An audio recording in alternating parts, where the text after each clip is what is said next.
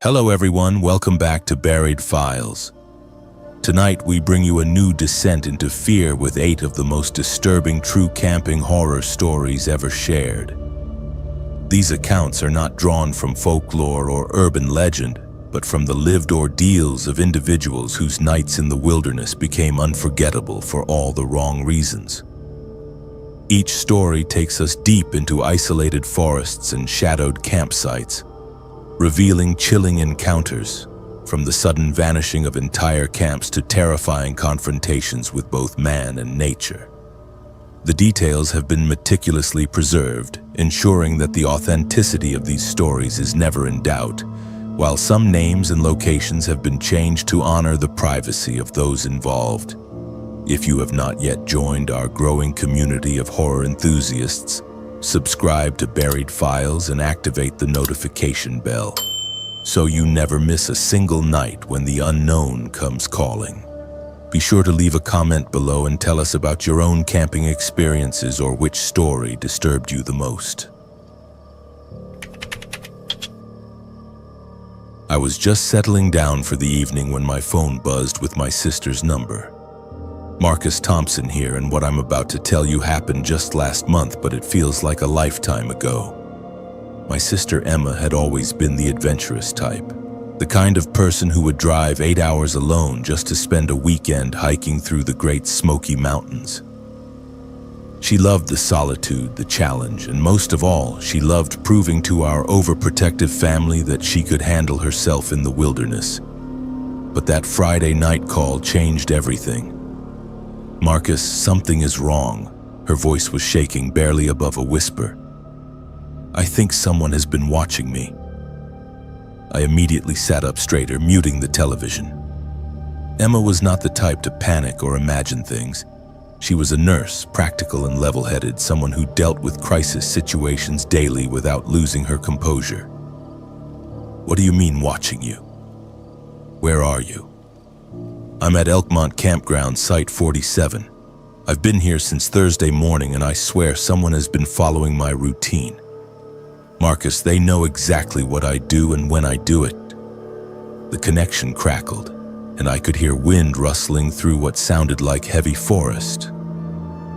Emma had chosen one of the more remote sections of the campground, I knew, because she always preferred privacy over convenience. "Start from the beginning," I told her, grabbing a pen and paper.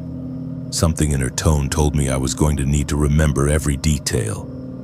Thursday was normal.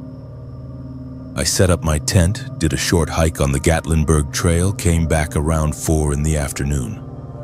Made dinner, read my book by the fire, went to bed around 10. Nothing strange, but Friday morning when I woke up, my campfire had been rekindled. Fresh logs, Marcus. Someone had built up my fire while I was sleeping. My blood ran cold. "Did you report it to the rangers?" I tried to rationalize it. Maybe I hadn't put it out completely. Maybe the wind had stirred some embers, but deep down I knew that fire was dead when I went to sleep. Then Friday evening, after my hike to Cataract Falls, I came back to find my camp chair had been moved. Not knocked over by wind or animals, but deliberately repositioned. It was facing my tent instead of facing the fire pit. I could hear her breathing becoming more rapid, more shallow.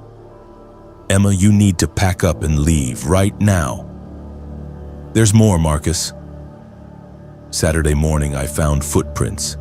Boot prints circling my tent, size 11 or 12, definitely not mine. They started about 20 feet out and spiraled inward, getting closer and closer to where I was sleeping. The closest print was maybe 2 feet from my tent door. The line went quiet except for the sound of her shaky breathing and the distant sound of night insects. "Where are you calling from now?" "I'm in my car, doors locked, parked at the camp store, but Marcus, the store closed an hour ago and there's no cell service back at my campsite. I had to drive here to call you, but now I'm terrified to go back to get my stuff." "Don't go back. Whatever gear you have there isn't worth it. You don't understand. My insulin is in that cooler. I can't just leave without it." Emma was a type 1 diabetic, and I knew she never traveled anywhere without a carefully packed supply of medication and monitoring equipment. The realization that she was trapped between a potentially dangerous situation and a medical necessity made my stomach drop. Okay, listen to me carefully.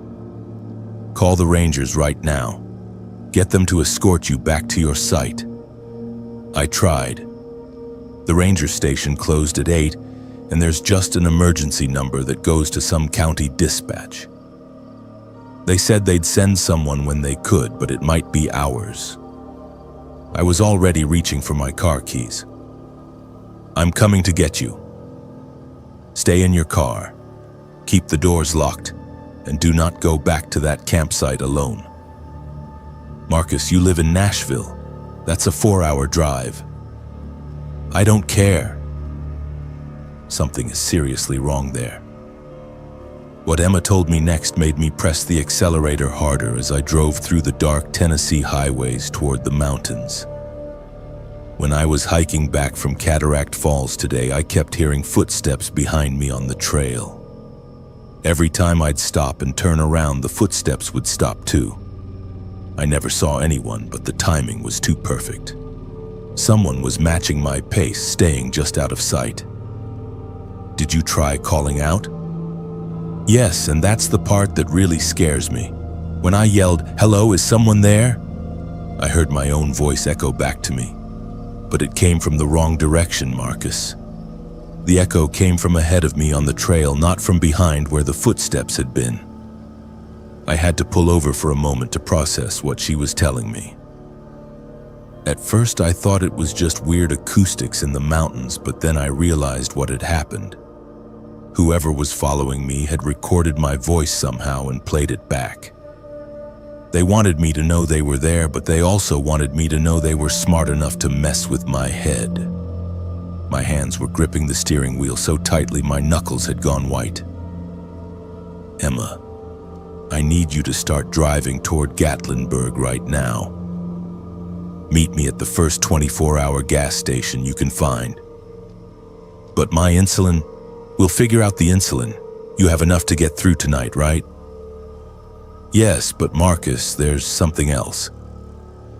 When I got back to my campsite this evening before I left to call you, I found something on my picnic table. The pause stretched so long I thought the call had dropped. Emma, what did you find? A Polaroid picture of me sleeping in my tent last night.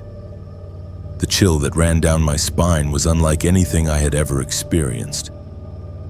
This was not random criminal behavior or even typical stalking.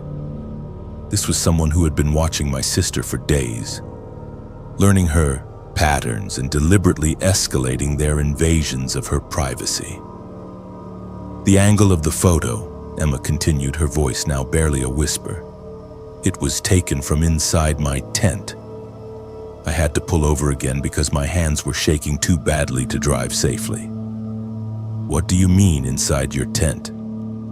The photo shows me sleeping, but it's taken from the foot of my sleeping bag looking toward the tent entrance. Marcus, someone was inside my tent while I was unconscious, close enough to touch me, and I never woke up. Did you take anything to help you sleep? Any medication? No, nothing. That's what terrifies me. I'm usually a light sleeper when I'm camping. The smallest sound wakes me up. But somehow this person got inside my tent, took a photograph with a flash, and I never stirred. The implications hit me like a physical blow. Someone had drugged my sister, violated her space in the most intimate way possible, and documented their crime. Emma, I'm 20 minutes from Gatlinburg. Where are you? I'm driving toward town now, but Marcus, there's a car behind me with no headlights on. It's been following me since I left the camp store. Can you see the driver? No, but they're maintaining the exact same distance. When I speed up, they speed up. When I slow down, they slow down. Get to the most public place you can find, a hospital, a police station, anywhere with lights and people. I'm almost to the main strip in Gatlinburg. There's a Waffle House that looks busy. Perfect. Pull right up to the front door and do not get out until I arrive. The next 15 minutes were the longest of my life. I kept Emma on the phone, talking her through every turn, every traffic light, until she was safely parked under the bright lights of the restaurant parking lot. The car that was following me just drove past without stopping, she reported. But Marcus, I got a look at the driver when he passed under a street light. What did you see? It was a man, maybe 40s or 50s, wearing what looked like camouflage clothing.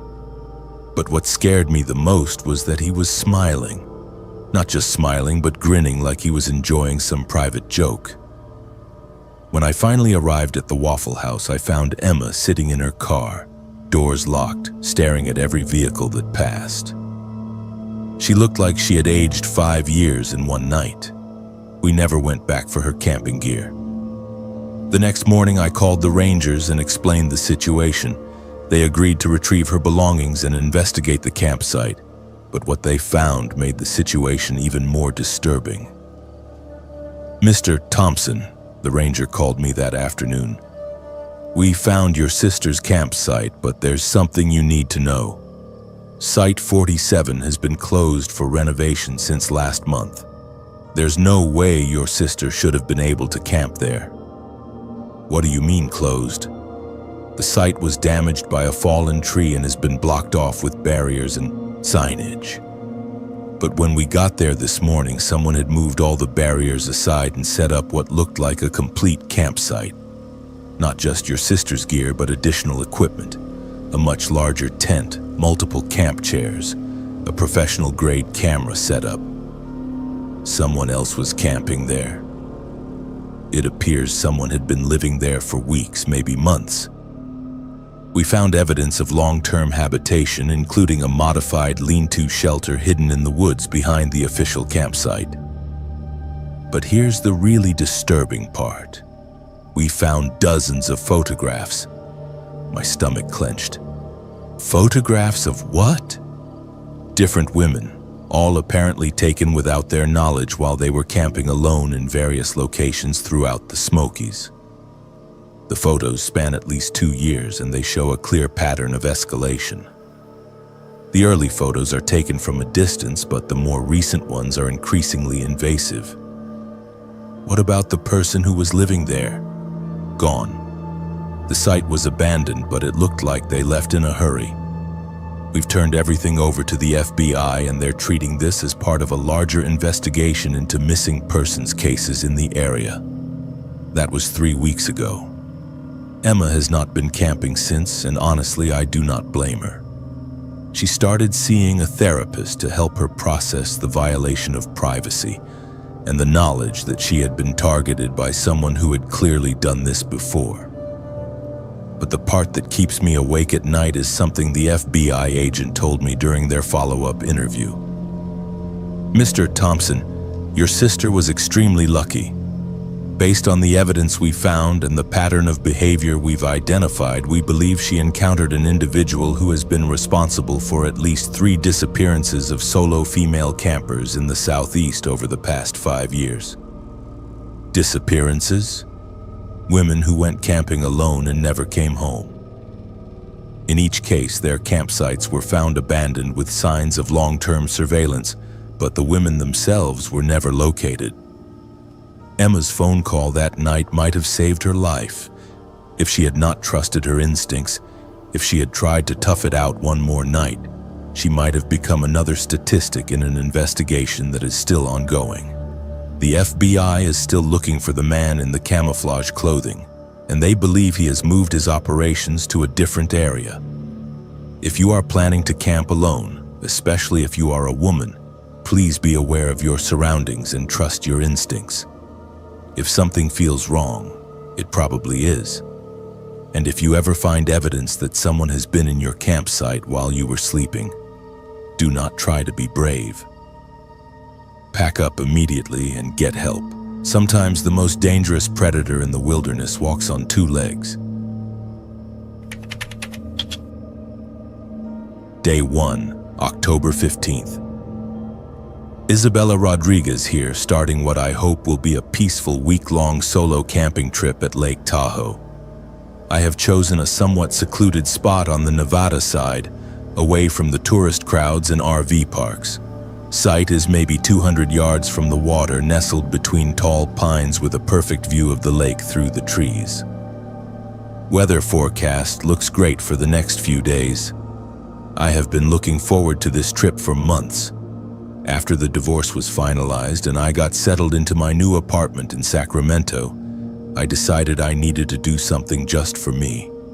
Something that would help me remember who I am when I am not being someone's wife or trying to meet everyone else's expectations. The drive up from Sacramento was beautiful, all those autumn colors reflecting off the water. I arrived around 2 in the afternoon and spent the rest of the day setting up my camp exactly how I wanted it.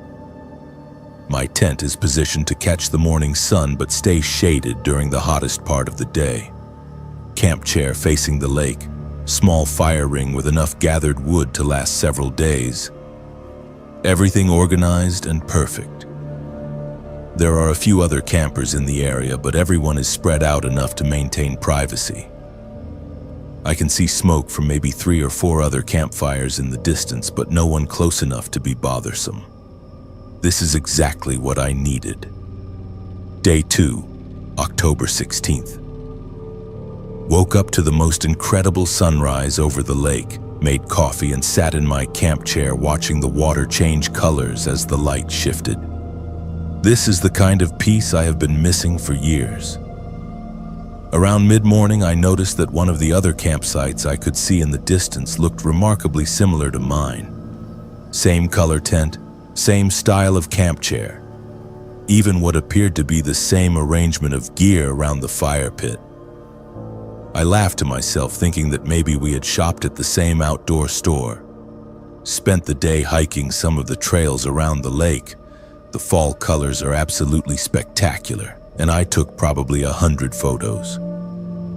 When I returned to camp in the late afternoon, I noticed the similar campsite again and realized it was even more identical than I had first thought. Not just similar equipment, but the exact same placement. Tent facing the same direction, chair in the same relative position, even the wood pile stacked the same way. Probably just a coincidence. A lot of people probably set up their camps using basic common sense about sun exposure and wind direction. Day 3, October 17th. Something strange happened this morning. I got up around 6:30 to make coffee and watch the sunrise, same as yesterday. But when I looked toward that other campsite, the person there was also sitting in their camp chair facing the lake at exactly the same time. I waved, thinking it would be friendly to acknowledge a fellow early riser. The person waved back, same gesture, same timing. But something felt off about it. The wave looked more like a mirror image than a greeting. Later in the morning, I decided to take a different hiking trail, one that would loop around and give me a better view of the other camp. What I saw from the elevated trail made me stop dead in my tracks. The campsite was not just similar to mine, it was identical. Same brand of tent in the same color, positioned at the exact same angle. Same camp chair in the same shade of blue. Same red cooler in the same position relative to the fire pit. Even the clothes hanging on the line to dry were the same items I had washed and hung up yesterday. I stood there for probably 10 minutes trying to make sense of what I was seeing. My rational mind kept insisting it had to be coincidence, but the arrangement was too precise, too detailed. Every single item matched not just in type and color, but in placement. When I got back to my own camp, I started paying closer attention to my surroundings. I made a mental note of exactly how I had arranged everything. The angle of my tent stakes, the specific way I had stacked my firewood, the position of my water bottles on the picnic table. Day 4, October 18th. I barely slept last night. Every sound in the forest made me think someone was moving around my campsite, taking notes, measuring distances. This morning I discovered my suspicions were justified. During the night, someone had been in my camp. Nothing was missing, but several items had been moved slightly. My camp chair had been turned exactly 15 degrees to the right. My water bottles had been rearranged in height order. The bandana I had left draped over my cooler was now folded into a perfect square. More disturbing was what I found when I hiked up to the overlook trail again. The other campsite had changed to match these new arrangements. The chair turned the same 15 degrees, water bottles arranged the same way, even a bandana folded identically and placed in the same position. I am no longer convinced this is coincidence. Around noon, I decided to test my theory. I deliberately moved several items in my camp, creating a specific pattern that could not be accidental. I placed 3 stones in a triangle next to my fire pit. I hung my jacket on a specific branch in a particular way. I turned my cooler so that the handle faced due north. Then I hiked to a different vantage point where I could observe the other camp without being seen. Within 2 hours, I watched someone emerge from the forest and begin rearranging their campsite. Even from a distance, I could see they were matching my changes exactly. 3 stones in a triangle, jacket hung the same way. Cooler turned to the same position. But here is the part that made my blood run cold. The person doing the rearranging looked exactly like me. Same height, same build, same dark hair and the same length. Same hiking boots, same backpack, even the same olive green jacket I was wearing. I watched through my binoculars as this person moved around their campsite with purpose and familiarity, as if they had been living this routine for days. When they finished the rearrangements, they sat down in their camp chair and pulled out what appeared to be a journal, just like the one I am writing in now. Day 5, October 19th. I did not sleep at all last night. I kept my headlamp ready and listened for any sound that might indicate someone approaching my camp. Around 3 in the morning, I heard footsteps circling my tent, but when I looked outside, I saw nothing. This morning, I discovered that more items had been moved.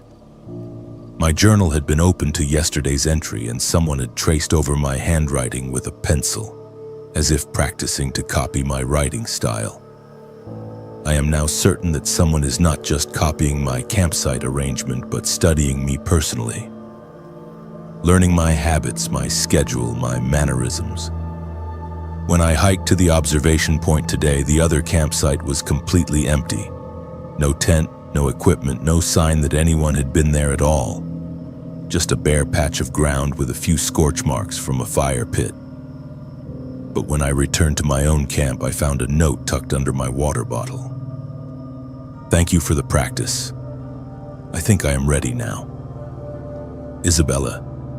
The handwriting was identical to my own. Day 6, October 20th.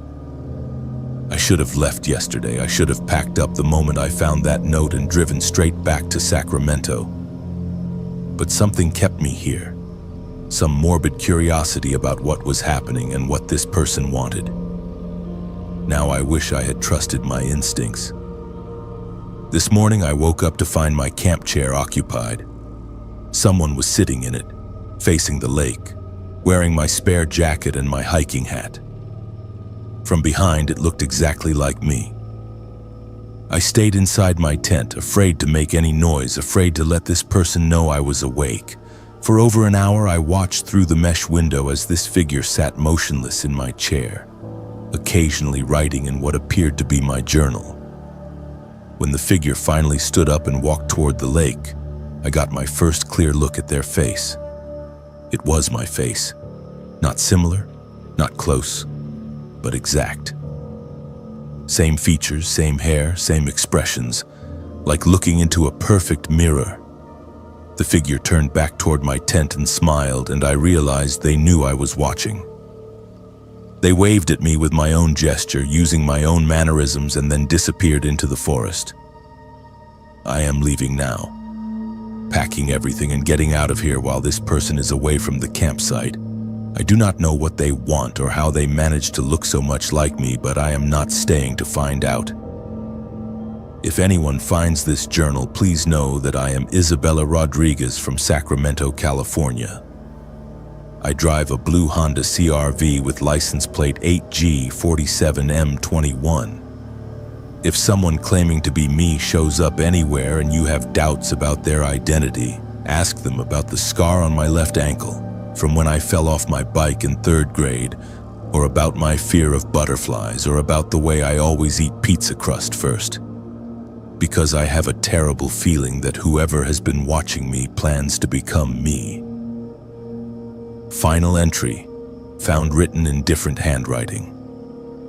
Isabella left this morning, but she will not be needing her identity anymore. I have been practicing for weeks, learning her expressions, her voice, her memories from the journal entries she writes every night. She was a good teacher, even though she never knew she was teaching. Tomorrow I will drive her Honda back to Sacramento and begin living her much more interesting life. Her job, her apartment, her friends who never call anymore anyway since the divorce. She will not be missed because I will be there instead, and no one will ever know the difference. The journal was found by a park ranger who noticed the unusual handwriting change. Isabella Rodriguez was reported missing by her workplace when she failed to return from her planned vacation. Her car was found abandoned at a different trailhead 20 miles away. She has never been located. The investigation remains open. Police interview transcript, Baxter County Sheriff's Department, case file number 2024-789. Interview subject, Ezra Whitfield. Date, August 23rd, 2024. Detective Morrison.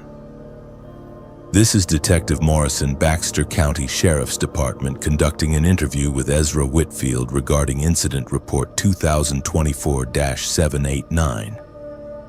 Mr. Whitfield, you've agreed to provide a statement about your experiences during your recent backpacking trip in the Ozark National Forest. Can you state your full name and address for the record? Ezra Whitfield. Ezra James. Whitfield, 412 Pine Street, Fayetteville, Arkansas. And Detective, before we start, I want you to know that I understand how this is going to sound. I've been backpacking for 15 years and I've never experienced anything like what happened out there. Detective Morrison. Just tell me what happened, Mr. Whitfield. Start from the beginning. Ezra Whitfield. I left for a 5-day solo trip on August 18th. I planned to hike the Buffalo River Trail, then branch off onto some of the more remote, unmarked trails. I'm an experienced backpacker, Detective. I know how to minimize my impact, how to store food properly, how to camp responsibly. What happened out there wasn't due to any mistakes on my part. The first day was completely normal. I hiked about 12 miles, set up camp near a small creek, made dinner, and settled in for the night. Beautiful area, very peaceful. I had all my gear properly organized and secured before I went to sleep. Detective Morrison. When did you first notice something was wrong? Ezra Whitfield. Morning of the second day. When I woke up, my hiking pole was missing. Not both poles, just one. I searched everywhere, thinking maybe I hadn't secured it properly and it had rolled away during the night. But it was nowhere to be found. Now, losing a hiking pole isn't unusual. They can slip out of your pack, get left at a rest stop. I was annoyed but not alarmed. I figured I could manage with one pole for the rest of the trip. Detective Morrison. But other items went missing as well? Ezra Whitfield. That's where it gets strange. The second night, I was extra careful about securing all my gear. I even made a mental inventory before I went to sleep. But the next morning, my spare headlamp was gone. It had been in the top pocket of my backpack, zipped closed. Someone would have had to unzip that pocket specifically to get to it. Detective Morrison. Did you hear anything during the night? Any sounds that might have indicated someone was in your camp? Ezra. Whitfield. Nothing. And I'm usually a light sleeper when I'm camping. The smallest sound will wake me up. But both nights I slept like the dead, which now that I think about it was unusual for me. The third morning, my camp spoon was missing. Not the whole mess kit, just the spoon. It had been inside my cook pot, which was inside my pack. Again, someone would have had to deliberately search through my gear to find it. Detective Morrison, at what point did you realize this might not be accidental? Ezra Whitfield, when I found the cache. I was hiking on day 3 when I decided to take a break near what looked like a natural rock formation. But when I got closer, I realized it wasn't natural at all. Someone had carefully stacked rocks to create a hidden storage area, maybe 3 feet wide and 2 feet deep. Inside were dozens of items: hiking poles, headlamps, camp spoons, water bottles, bandanas, carabiners, pocket knives, all arranged by type and color like some kind of organized display. And detective, my missing items were there. My hiking pole, my headlamp, my spoon, all arranged with identical items from other hikers.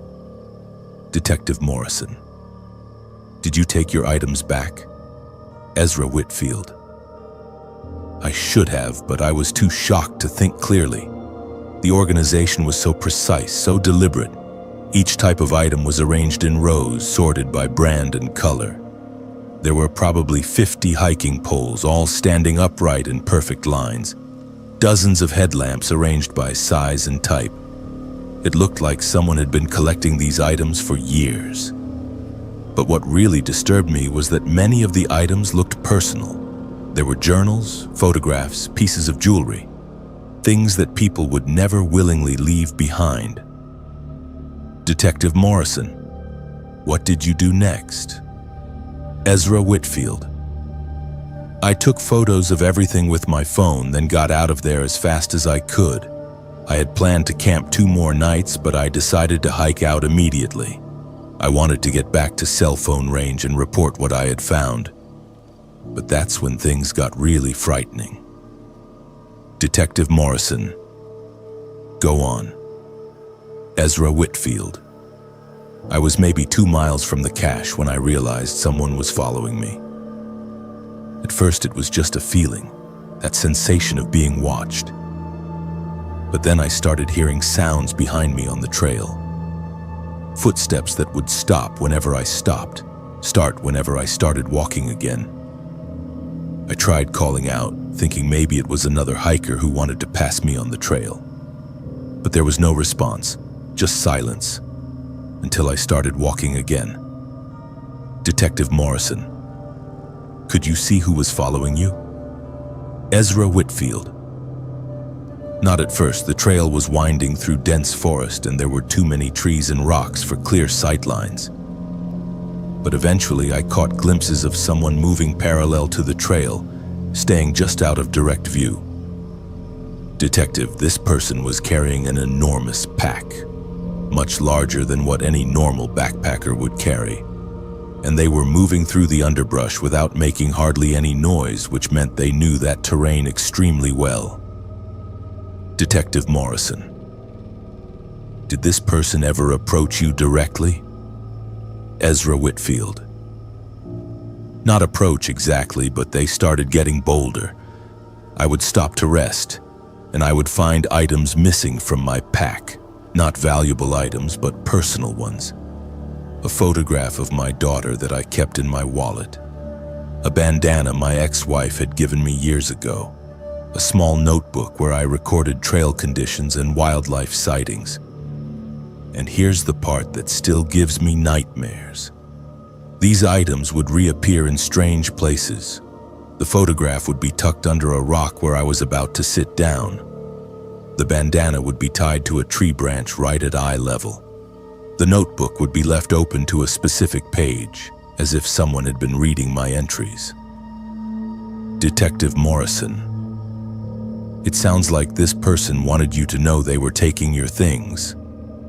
Ezra Whitfield, exactly. This wasn't random theft.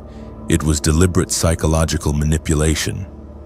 They wanted me to feel violated, to know that they could take anything they wanted from me at any time. But the worst part was what they started leaving behind. Detective Morrison. What do you mean? Ezra Whitfield. Personal items that clearly belonged to other hikers. A driver's license for a woman named Sarah Chen from Oregon dated 3 years ago. A wedding ring engraved with names and a date from 2019. A child's drawing that said "For Daddy's camping trip" in crayon. These items were being left where I would definitely find them, usually placed on rocks or logs directly in my path. And detective, when I got home and researched some of these names, I found missing person reports. Detective Morrison. You believe these items belong to people who disappeared in the forest? Ezra Whitfield. I don't know what else to think. Sarah Chen was reported missing after a solo backpacking trip in Arkansas in 2021. The wedding ring had names that matched a couple from Texas who disappeared during an anniversary camping trip in 2019. These weren't items that people would accidentally drop and leave behind. Detective Morrison. Tell me about your final encounter with this person. Ezra Whitfield. It happened on my last night in the forest. I was probably 6 miles from the trailhead, close enough that I figured I could hike out early the next morning. I set up camp in what I thought was a hidden spot off the main trail and surrounded by dense trees. But when I woke up around midnight, someone was sitting across from my campfire. Detective Morrison. Can you describe this person? Ezra Whitfield. Middle-aged man, maybe 50 or 55 years old. Long gray hair, full beard, wearing clothes that looked like they had been patched and repaired many times. But what struck me most was how clean and organized he appeared, despite obviously living in the wilderness for extended periods. He was sorting through items from a large canvas bag, arranging them by size and type, just like the cache I had found. Small items like buttons and coins in one pile, larger items like camp tools in another. Very methodical, very precise. Detective Morrison. Did he speak to you? Ezra Whitfield. Eventually. But first he just sat there for maybe 20 minutes, organizing his collection while I pretended to be asleep. I was terrified to move or make any sound. Finally, he looked directly at my tent and said, "I know you're awake, Ezra." He used my name, Detective. I had never told him my name. Detective Morrison. What did he say after that? Ezra Whitfield. He told me that he had been curating items from hikers for over 10 years. That's the word he used, curating, like he was running some kind of museum. He said most people never even noticed when small things went missing, but that I had been more observant than most. He showed me a notebook where he had detailed records of every item he had taken, organized by date and location and description of the person he had taken it from. Pages and pages of entries going back years. Detective Morrison. Did he explain why he was doing this? Ezra Whitfield. He said that people who came into the forest brought too much with them, that they didn't understand the difference between what they needed and what they wanted. He saw himself as teaching them about simplicity, about what was truly essential.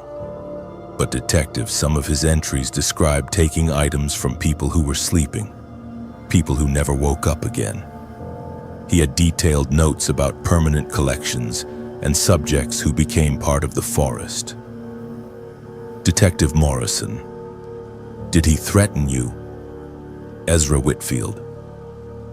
Not directly, but he made it clear that he could have taken much more from me if he had wanted to.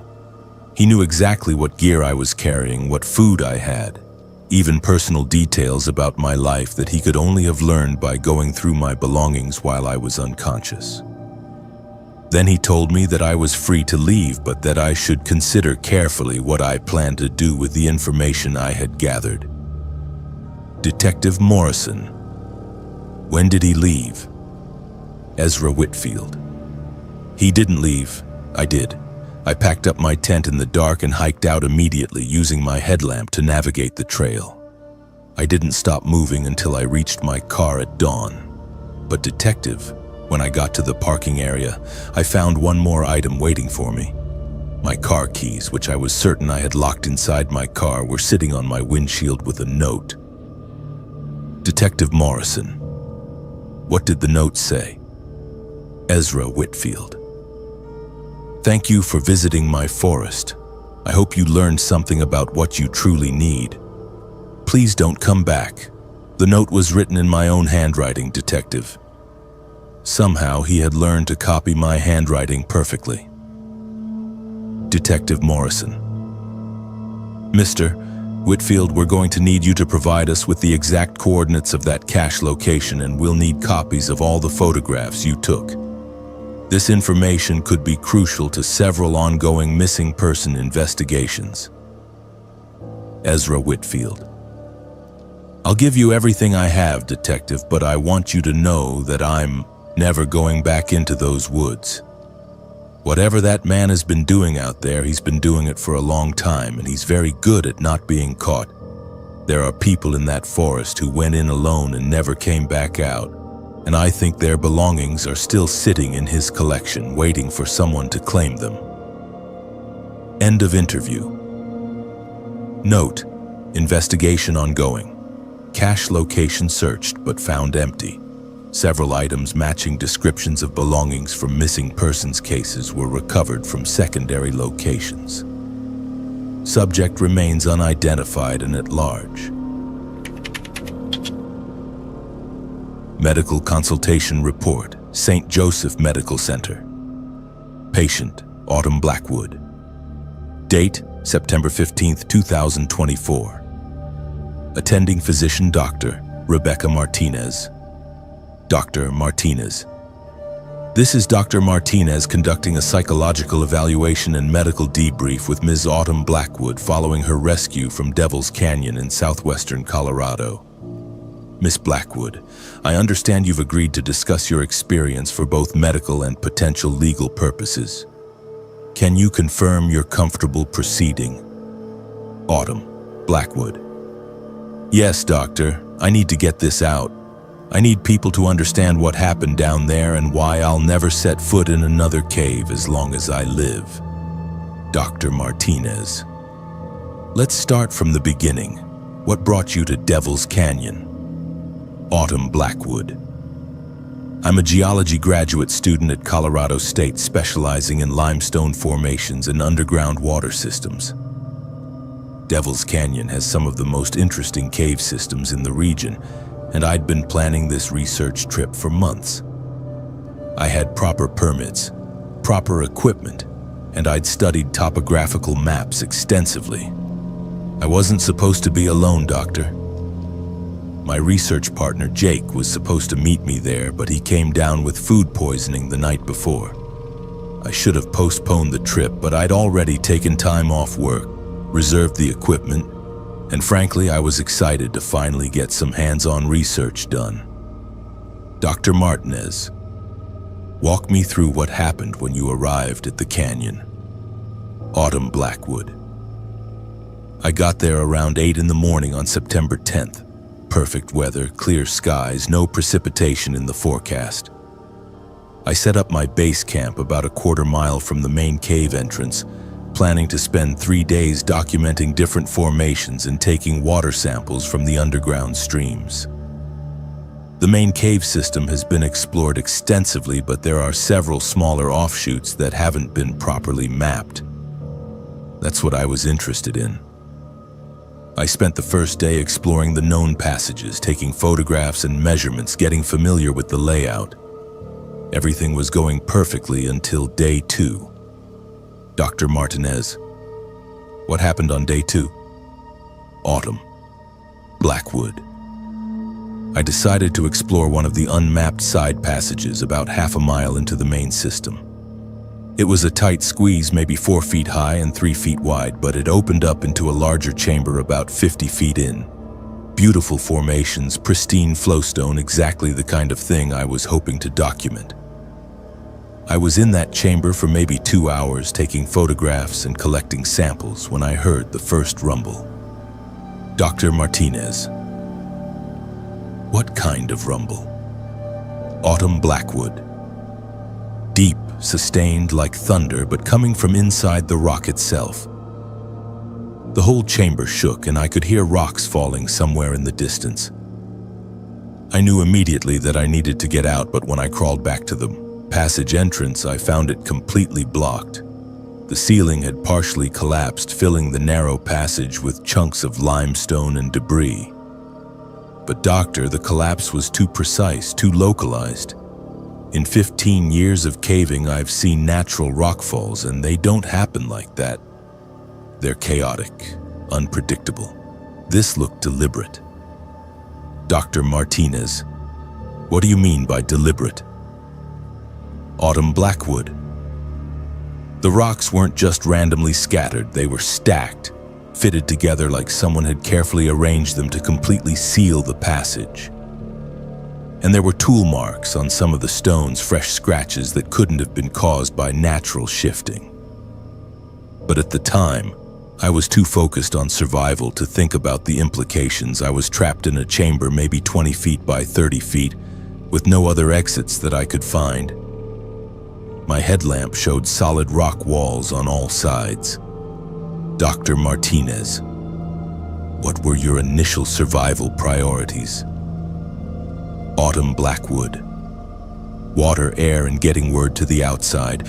I had about 2 liters of water with me, enough food for maybe a day, and my cell phone had no signal that deep underground. But I did have an emergency beacon that should have transmitted my GPS coordinates to search and rescue. The air quality seemed stable, no immediate signs of carbon dioxide buildup or oxygen depletion. I tried to stay calm and conserve energy while I waited for rescue. But doctor, that first night in the chamber, I realized I wasn't alone. Dr. Martinez. What do you mean? Autumn Blackwood. Around midnight, I started hearing sounds coming from deeper in the chamber. Not falling rocks or shifting debris, but deliberate sounds, scratching, tapping like someone working with tools. At first, I thought maybe it was search and rescue trying to dig through from another direction. I called out, shouted for help, but the sounds stopped immediately. Complete silence for maybe an hour. Then they started again. Dr. Martinez. Could you determine where the sounds were coming from? Autumn Blackwood. That's when I discovered the chamber wasn't as sealed as I thought. Using my headlamp to search more carefully, I found a narrow crack in the back wall, maybe 18 inches wide and 3 feet tall. The sounds were definitely coming from beyond that opening. I managed to squeeze through the crack and found myself in a much larger space, a natural cathedral chamber maybe 60 feet high. But doctor, this wasn't a natural cave formation anymore. Someone had been living there. Dr. Martinez. Living there? What do you mean?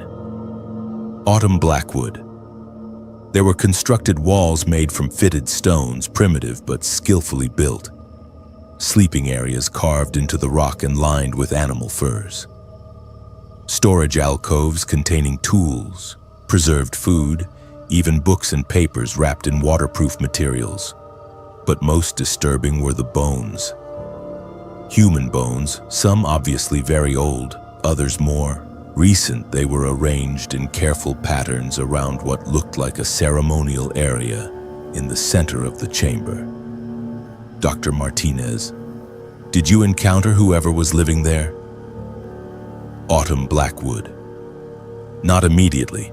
I spent several hours exploring the chamber, documenting what I found with my camera, trying to understand what I had stumbled into. The bones showed evidence of intentional placement, not natural death. Some had been carved with symbols I didn't recognize.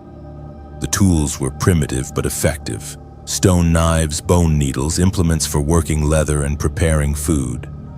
Whoever lived there had been underground for a very long time and had adapted completely to that environment. Then I found the journals. Dr. Martinez. Journals? Autumn Blackwood. Written accounts dating back decades, maybe longer.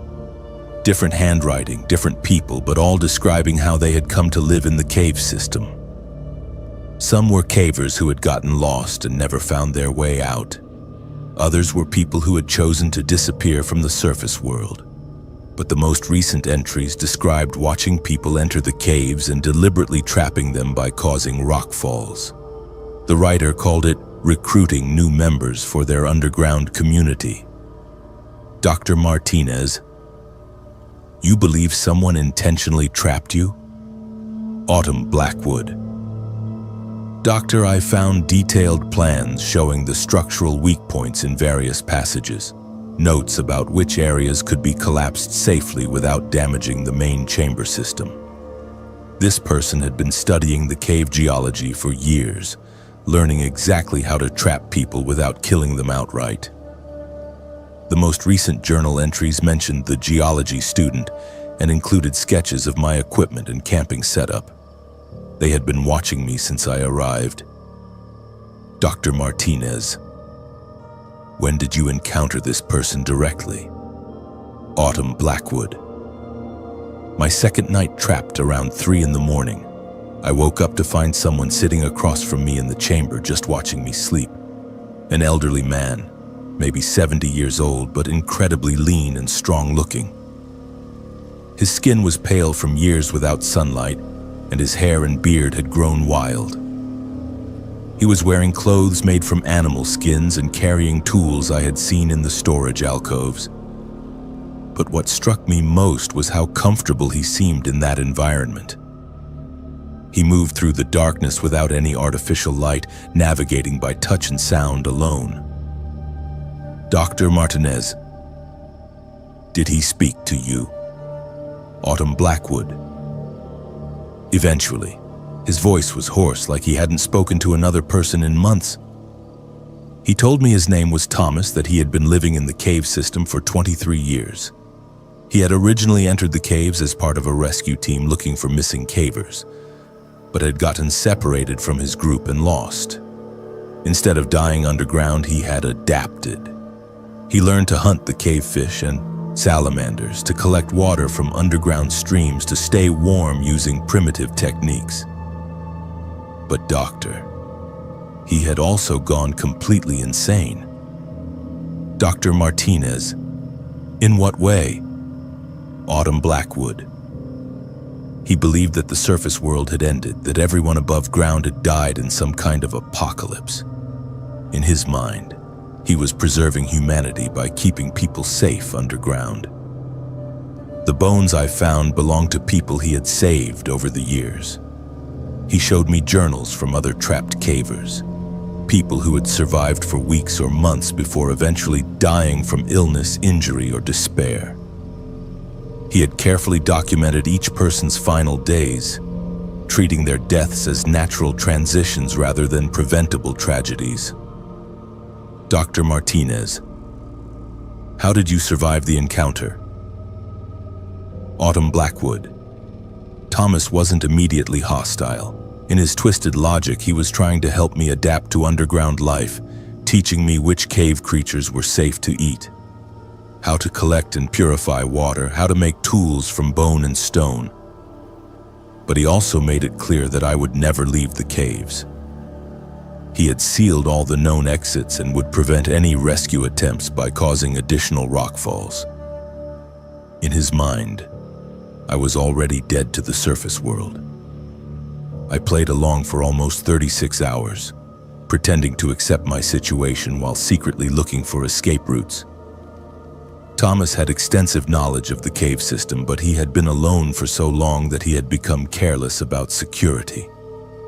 Dr. Martinez, how did you escape? Autumn Blackwood.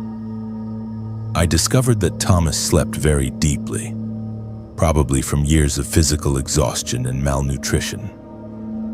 During one of his sleep periods, I managed to access a vertical shaft that led to an upper level of the cave system.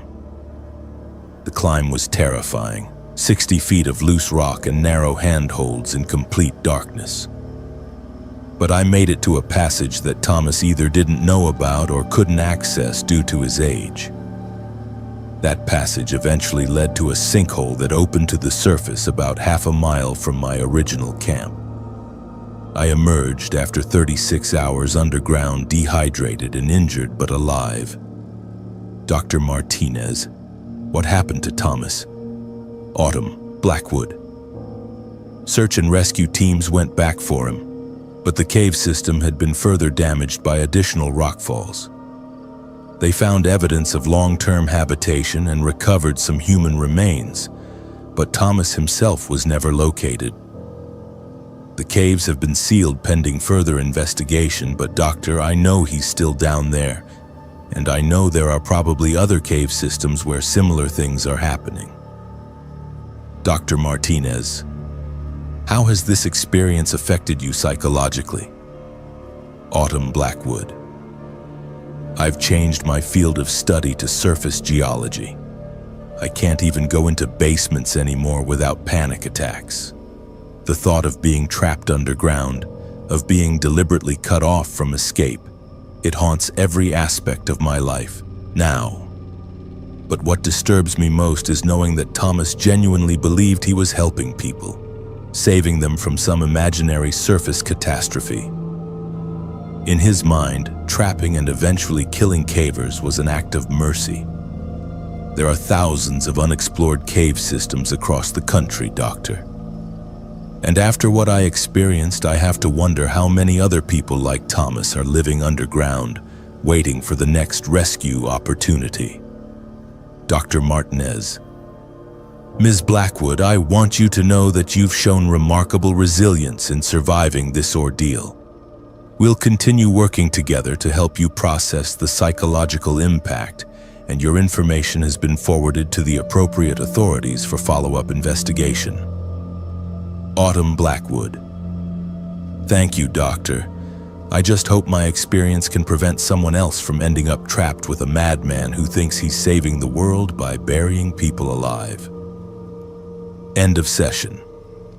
Note: patient shows signs of severe PTSD related to confined spaces and underground environments. Long-term therapy recommended. Case forwarded to FBI Missing Persons Division for investigation of potential additional victims. Audio recording transcription. Emergency Services Department. Recording device digital voice recorder model DR40. Exon. Owner Kai Nakamura. Date recovered September 3, 2024. Recording begins by 11:47 p.m. August 28, 2024. Kai Nakamura. Testing. This is Kai Nakamura recording ambient sounds at Mirror Lake Campground, Washington State. Day 3 of our family camping trip. I am placing this recorder outside our tent to document the unusual acoustic phenomena we have been experiencing. Sound of footsteps on gravel, tent zipper closing. 2 minutes of normal forest sounds. Wind, distant water, occasional owl calls. Unknown chronose. Voice, female, distant. Kai, where are you? Voice is identical to Aiko Nakamura, subject's wife. Kai from inside tent whispering. Aiko, is that you? Are you outside? Aiko from inside tent. No, I am right here beside you. Why would you ask that? K. Someone just called my name in your voice. Unknown voice. Closer now. Daddy, I cannot find you. Where did you go? Voice matches 8-year-old daughter, Yuki Nakamura. Kai. Yuki, come here right now. Get in the tent. Yuki from inside tent. Daddy, I am already in here. I have been sleeping. Tent zipper opening rapidly. Kai. Both kids are in here, Aiko, both of them, but someone outside is using their voices. Unknown voice. Multiple voices now overlapping. Mommy, where are you? Child's voice. Help me, I am lost. Adult female voice. The fire is going out. Adult male voice matching Kai's.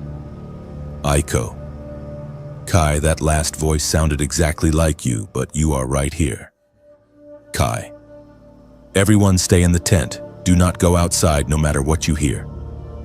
15 minutes of overlapping voices calling family members' names using perfect vocal matches. Unknown voices in sequence. Remember when we went to Disneyland last summer? hlQUY's voice. Yeah, Yuki threw up on the teacup ride. Kai's voice. That was so embarrassing. Teenage son hero's voice. But we had ice cream after. Yuki's voice. hlQUY, whispering. Those are our exact words from yesterday's conversation. How could anyone know that? Kai. I do not know, but whatever is out there has been listening to us for days. Recording continues with 45 minutes of the family cowering in their tent while voices circle the campsite, engaging in conversations using their exact words and mannerisms. Recording ends 12:47 a.m., August 29th, 2024. Recording begins 6:23 a.m., August 29th, 2024, KAI, morning of day 4. The voices stopped around 3 a.m. I'm going outside to check the campsite and look for any evidence of what happened last night. Footsteps on gravel, tent zipper. KAI. The fire pit has been rebuilt. We let it die completely before bed, but there are fresh logs arranged in a perfect circle. Someone was here while we were trapped in the tent. Walking, sounds, crackling of leaves underfoot. Kai. There are footprints in the soft ground around our tent, but these are not normal human prints. They are too long, too narrow, and the toe impressions are wrong. Like someone was trying to walk like a human but does not understand how human feet work. More walking, sound of camera clicking. Kai. I am taking photos of everything. The footprints form a complete circle around our tent, maybe 20 feet out. Whoever did this walked around us all night in a perfect pattern. Unknown voice, very close behind him. Taking pictures, Kai. Voice is Kai's own voice, speaking simultaneously with him. Kai. What the hell? Who is there? Rapid footsteps, breathing heavily. Kai.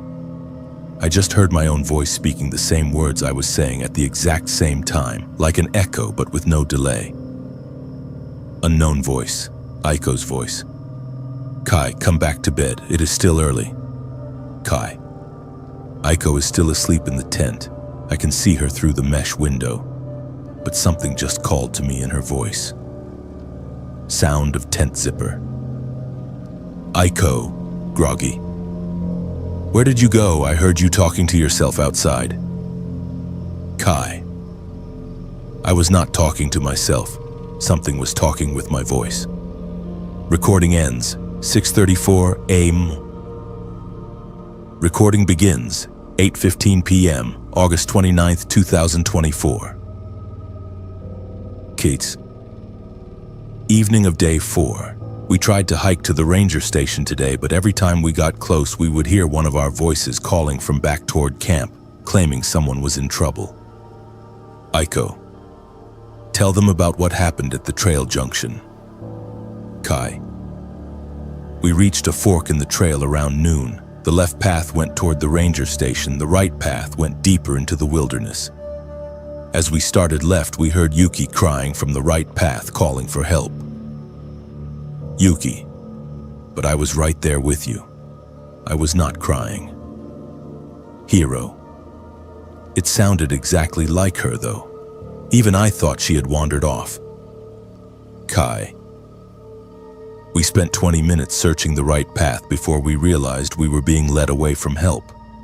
When we got back to the junction, we heard our own voices having a conversation on the left path, discussing whether to go back to camp. hlQUY. It was our voices, our words, but we were all standing there together listening to ourselves talk. Kay, we are trapped here. Every time we try to leave, the voices confuse us, lead us in circles, make us doubt what is real. Sudden sound of child crying in the distance. Yuki. That is not me, I am right here. Unknown voice. Yuki's voice from the forest. Daddy, help me, something is chasing me.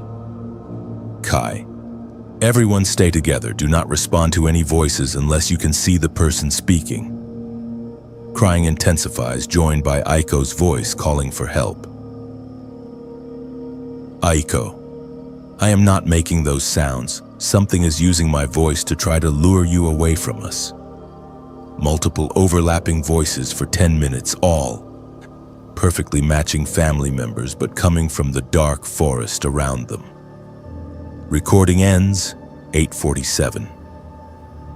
Recording begins 11:58 p.m., August 30th, 2024. Kai whispering. Final night. We are packing up at dawn and hiking out no matter what. The voices have been getting bolder, more sophisticated. Tent zipper, footsteps. Aiko whispering. Something is moving around our tent again. Unknown voices, perfect reproduction of family conversation from earlier. I think we should roast marshmallows. Yuki. We do not have any marshmallows. Hiro. We could use bread and chocolate. Aiko. That is not the same thing. Kai. Hiro. Whispering. That was our exact conversation from this afternoon. Word for word. Kai. Whatever this thing is, it has been recording everything we say and do. It is learning our patterns, our relationships, our memories. Unknown voice. Combination of all family voices speaking in unison. You cannot leave. You belong here now. Your voices belong to us. Silence for 2 minutes. Yuki, crying softly. Daddy, I want to go home. Kai, we are going home, sweetheart, first thing in the morning. Unknown voice. Kai's voice from outside tent. We are going home, sweetheart, first thing in the morning. Exact reproduction of Kai's words spoken simultaneously. Kai. It is copying everything I say in real time now, like it is trying to replace me. Recording continues with 2 hours of the entity mimicking every sound the family makes, creating an increasingly disorienting echo effect. Recording ends 2:15 a.m., August 31st, 2024. Final recording 6 a.m., August 31st, 2024. KAI. We are leaving now, hiking straight out, ignoring any voices that try to stop us. If anyone finds this recording, know that Mirror Lake has something in it that steals voices and uses them to trap people. Sound of camp being broken down, backpacks being loaded. Unknown voices, all family members speaking from multiple directions. Do not leave us here. Aiko, we need you to stay. Yuki. The forest is our home now. Hiro. Your voices belong to us. Kai. Kai. Those are not us. We are all here together. Everyone hold hands and do not let go. Footsteps on trail. Family breathing heavily. 30 minutes of hiking, sounds mixed with constant vocal mimicry following them through the forest. Hiro. Dad, the voices are getting fainter. Kai. Keep walking. Do not look back. Voices fade to whispers, then silence.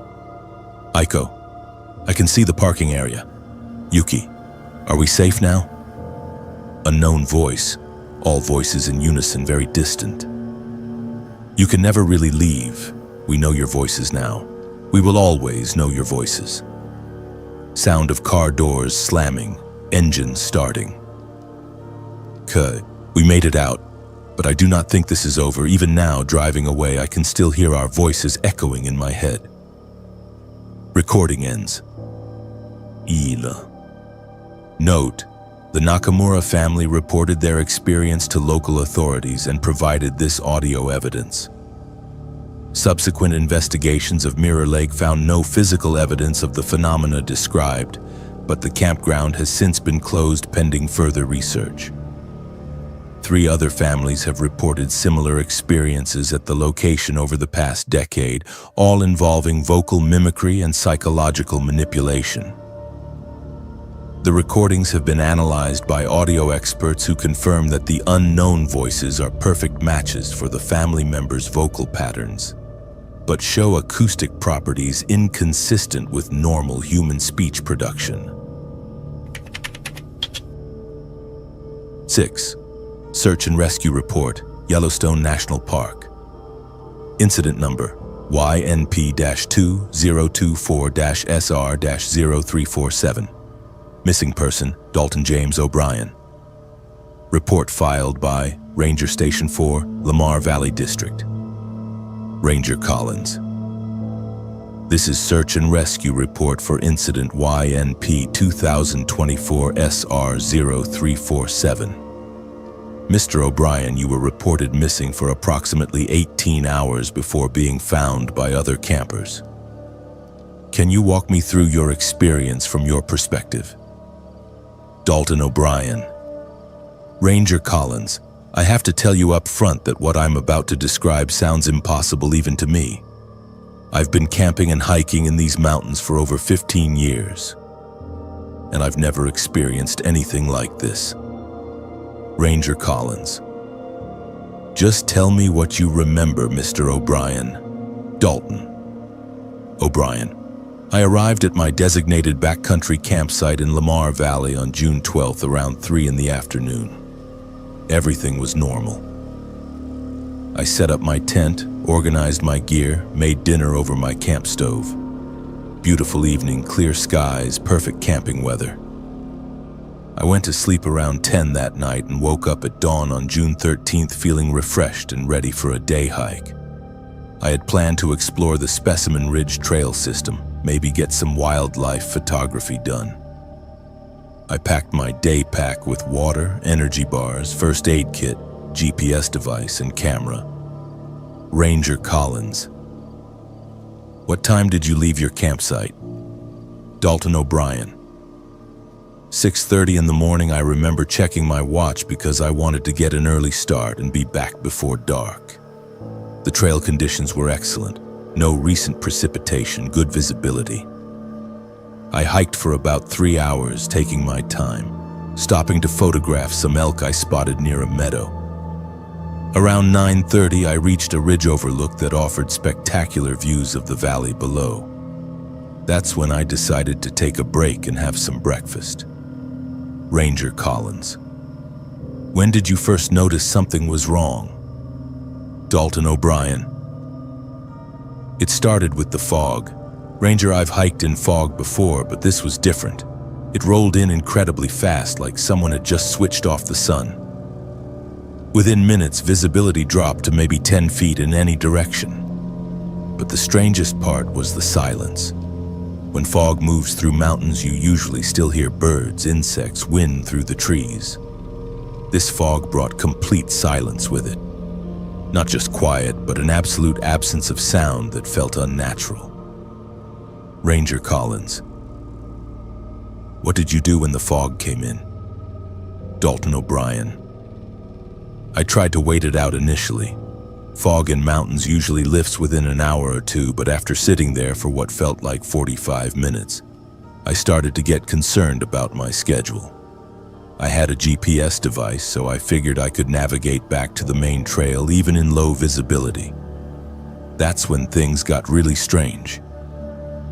I turned on my GPS and it showed my location as being about 2 miles southeast of where I knew I actually was. I thought maybe it was a device malfunction, so I tried using my compass as backup. Ranger Collins. Did the compass give you the same reading? Dalton O'Brien. The compass was spinning, not pointing in any consistent direction, just slowly rotating like it couldn't find magnetic north. In 15 years of hiking, I've never seen a compass behave like that. I decided to try retracing my steps back the way I had come, using the trail markers I remembered passing. But Ranger, I couldn't find the trail. I was standing in what should have been the middle of a well-maintained hiking path, and there was nothing, just unmarked forest floor in every direction. Ranger Collins. How long did you search for the trail? Dalton O'Brien. That's where my memory starts to get fuzzy. I remember searching for what felt like hours, getting increasingly desperate. The fog never lifted, the silence never broke, and my electronic devices kept giving me impossible readings. At some point, I think I must have panicked. I started running through the forest, crashing through underbrush, calling for help. But my voice seemed to disappear into the fog like it was being absorbed. The last clear memory I have from that day is finding what looked like my campsite. Same clearing, same arrangement of rocks around a fire pit, same view toward the valley. But when I got to where my tent should have been, there was nothing there. Ranger Collins. Mr. O'Brien, you were reported missing when you failed to check in at the visitor center as scheduled. Can you tell me about your next clear memory? Dalton O'Brien. I woke up lying on my back in a completely different location. The fog had cleared, it was early morning, and I was in what appeared to be someone else's abandoned campsite. There was a small dome tent, different brand and color from mine, set up about 10 feet away. A cold fire pit with ashes that looked several days old. Camp gear scattered around that definitely wasn't mine. Ranger Collins. What did you do then? Dalton O'Brien. I was completely disoriented. I had no memory of how I had gotten there or how much time had passed. My watch had stopped working, showing the same time it had when the fog first rolled in. I started hiking in what I hoped was the direction of the main trail system. After maybe 2 hours, I heard voices and found a family of campers who were just starting their morning hike. They called you guys on their satellite communicator. Ranger Collins. When we brought you back to your original campsite, what did you find? Dalton O'Brien. Everything was exactly as I had left it. My tent was still set up, my gear was organized the same way, even my camp chair was facing the same direction. It was like I had never left. But Ranger, according to your report, I was missing for 18 hours. I have no memory of most of that time, and I have no explanation for how I ended up 5 miles away from where I started. Ranger Collins. Mr. O'Brien, we conducted a thorough search of the area where you went missing. We had ground teams, helicopter surveillance, and search dogs. At no point during those 18 hours did we find any trace of your presence in that area. Dalton O'Brien. What do you mean? Ranger Collins. I mean our search dogs, who are trained to track human scent, found no trail leading away from your campsite. Our helicopter crew, using thermal imaging, detected no heat signature matching a human in the search area. It was as if you had simply vanished from the location entirely. Dalton O'Brien. That's impossible. Ranger Collins. Mr. O'Brien, I've been doing search and rescue in this park for 12 years. I've seen people get lost, injured, disoriented, but I've never seen someone disappear so completely from our detection methods and then reappear miles away with no memory of how they got there. Dalton O'Brien. Are you saying you think I'm lying about what happened? Ranger Collins. I'm saying your experience matches a pattern we've seen before in this particular area of the park. Over the past 5 years, we've had 7 similar incidents. Solo hikers who disappear for periods ranging from several hours to several days, only to be found in distant locations with no memory of how they got there. Dalton O'Brien. 7 other people have had this same experience. Ranger Collins. Similar experiences, Loss of time, electronic equipment malfunctions, complete absence from our search detection methods during the missing period, and reappearance in locations that would be impossible to reach on foot in the time frame involved. Dalton O'Brien. What's the Park Service's official explanation for these incidents? Ranger Collins. Officially, we classify them as cases of severe disorientation combined with possible medical episodes causing temporary memory loss. The theory is that panic and dehydration can cause people to travel much farther than they realize while in an altered mental state. Dalton O'Brien. But you don't believe that explanation. Ranger Collins. Mr. O'Brien, I've worked in wilderness rescue long enough to know when something doesn't add up. People in medical distress don't evade trained search dogs and thermal imaging equipment. They don't travel 5 miles through unmarked forest without leaving any trace of their passage. And they certainly don't end up at abandoned campsites that our records show haven't been used in over 3 years. Dalton O'Brien. What do you think is really happening out there? Ranger Collins. I think there are aspects of this wilderness that we don't fully understand. Remote areas where our normal rules of navigation and time might not apply the way we expect them to. Local Native American tribes have stories about certain locations in these mountains where people can become unstuck from the normal flow of time and space. They consider some areas to be places where the boundary between our world and other realms becomes thin. Dalton O'Brien. Are you saying you believe in supernatural explanations? Ranger Collins. I'm saying I believe in documented patterns that our conventional explanations can't account for. Whether you call that supernatural or just scientific phenomena we don't understand yet is up to you. Dalton O'Brien. What should I tell people about what happened to me? Ranger Collins. Tell them to be extremely careful when hiking alone in remote areas of the park.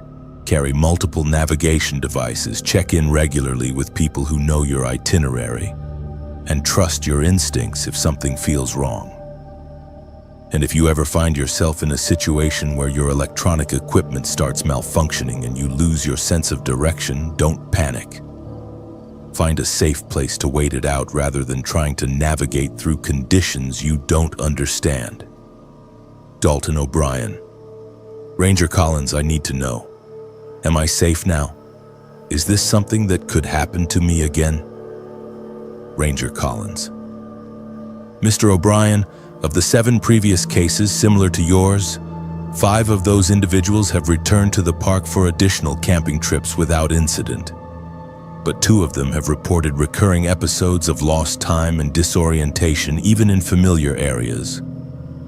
My advice would be to stick to well-traveled trails and avoid solo camping in remote locations, at least for the immediate future.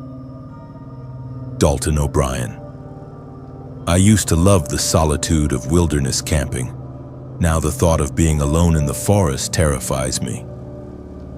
Ranger Collins. That's a normal response to what you've experienced. I'd recommend speaking with a counselor who has experience with wilderness trauma. What you went through was real, even if we can't fully explain it. Dalton O'Brien. Will this be investigated further? Ranger Collins. We'll add your case to our ongoing file on anomalous incidents in this area, but honestly, Mr. O'Brien, without physical evidence or witnesses, there's not much we can do beyond documenting the pattern. Dalton O'Brien. So other people might go through what I went through. Ranger Collins. It's possible. That's why we're having this conversation on the record. If someone else reports similar experiences, we want to have as much detail as possible about what these incidents involve. Dalton O'Brien.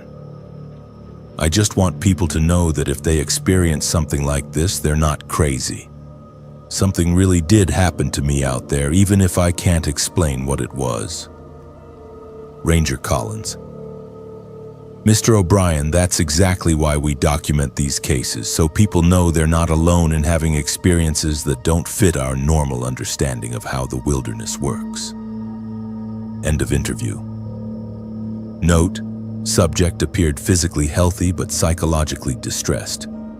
Medical evaluation showed no signs of dehydration, malnutrition, or injury consistent with 18 hours of wilderness survival.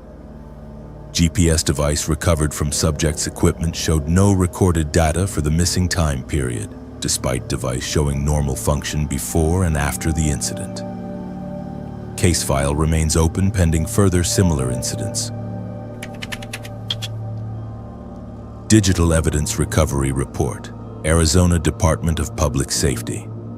Case file AZ 2024 MP 1847. Missing person Zara Al-Hassan. Evidence Canon EOS R5 camera with memory card. Detective Rivera. This is Detective Maria Rivera conducting evidence review for missing person case AZ 2024 M P1847. We are examining digital photographs recovered from the camera belonging to Ms. Zara Al-Hassan, who disappeared during a solo camping trip in the Superstition Mountains. The camera was found at her abandoned campsite on September 8, 2024. Ms. Al-Hassan was a professional landscape photographer from Phoenix who frequently camped alone in remote locations for her work. She was reported missing when she failed to return from a planned 5-day photography expedition. The following is a chronological description of the photographs found on her camera's memory card, which appear to document a terrifying escalation of events leading to her disappearance. Photograph 001, September 4th, 2024, 6:47 a.m.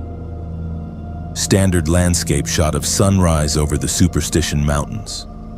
Miss Al-Hassan's campsite visible in foreground, tent properly set up, gear organized, no anomalies detected. Photograph 002-015, September 4th, various times. Normal progression of landscape and nature photography, saguaro cacti, rock formations, desert wildlife, professional quality images consistent with Miss Al-Hassan's portfolio work. Photograph 016, September 4th, 2024, 7:23 p.m. Campfire shot taken at dusk, Miss Al-Hassan's shadow visible in foreground. In the background, approximately 200 yards away, a dark figure can be seen standing among the cacti. Figure appears humanoid, but details are unclear due to distance and lighting conditions. Photograph 017, September 4th, 2024, 7:24 p.m. Same composition as previous shot, taken 1 minute later. The figure in the background has moved approximately 30 yards closer to the campsite, still too distant to make out clear details. Photograph 018-025, September 5th morning. Continued landscape photography. Quality and composition remain professional. No visible anomalies in these daytime shots. Photograph 026, September 5th, 2024, 8:15 p.m. Evening campsite photo. A figure is now clearly visible approximately 100 yards from Ms. Al-Hassan's tent, standing motionless behind a large saguaro cactus. The figure appears to be wearing dark clothing and is significantly taller than normal human proportions would suggest.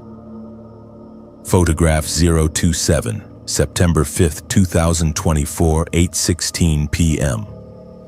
Taken immediately after previous shot.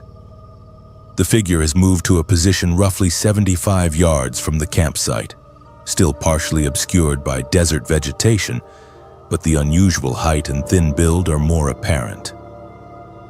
Photograph 028, September 5th, 2024, 8:17 silk.